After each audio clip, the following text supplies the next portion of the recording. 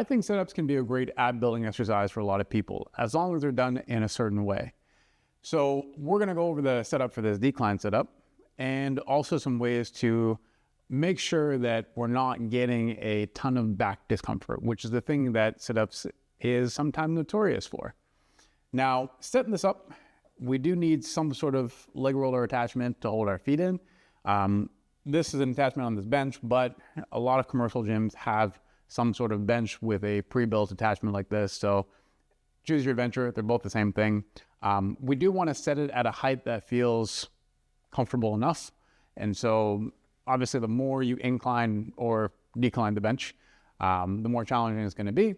And the closer to flat the bench is, then the harder it's going to be. Now, I first want to establish what I'm doing through the midsection in order to actually hit my abs. Now, I want to think about like, where's my belly button? Where's the bottom of my rib cage? I'm actually going to try to shrink that space. So dropping the bottom of the rib cage to create a little bit of a crunch. And then from there, I'm going to hold on to that feeling and go hands across chest and let myself roll back and do a stretch. So I'm holding on to that tension in my abs as I'm leaning back, and I pull myself back to the start position without losing that tension. So the whole time I'm holding on to that without letting myself relax or arch. One of the main things that's going to create some discomfort through the lower back or make you feel this almost entirely through the hip flexor and not very much elsewhere is as we lean back, we start to arch. At some point in time in the movement, we lose the integrity of tension in the abs. And so that's the easiest way to make this movement a hell of a lot more comfortable and to get more out of sit-up type exercises in the future is to make sure that we are holding on to that tension as long as possible. Now, over time, some people can let themselves open up and then close that space again. So as we lean back, we get a stretch. And as we come up, we're almost like rolling into the top position. That can work, but not for everybody. And so that's why I strongly recommend that you find your tension and you hold on to your tension. And we get the secondary benefit of also getting a stretch through the hip flexors that integrates with the feeling that we have in our abs, which teaches us how to hold together some of those positions in our big barbell lifts, like the squat or especially the deadlift. It's all about integrating core tension with hip flexion. And so something to keep in mind is that a lot of these movements can tie together as long as we're working on the same mechanics.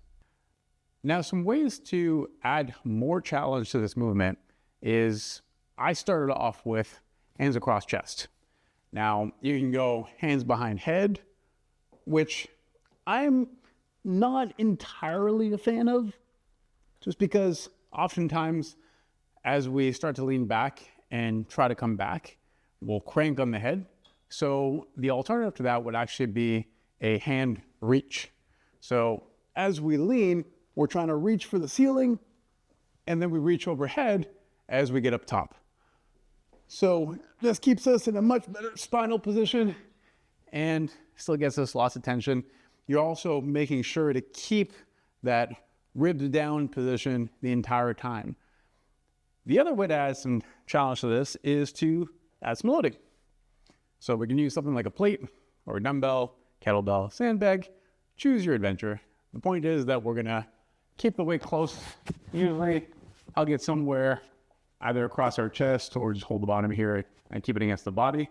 And then we'll lean back, same deal, keeping that tension, and then pull ourselves back to that top position. Obviously, the last option to add some challenge is to change the incline or decline to the bench.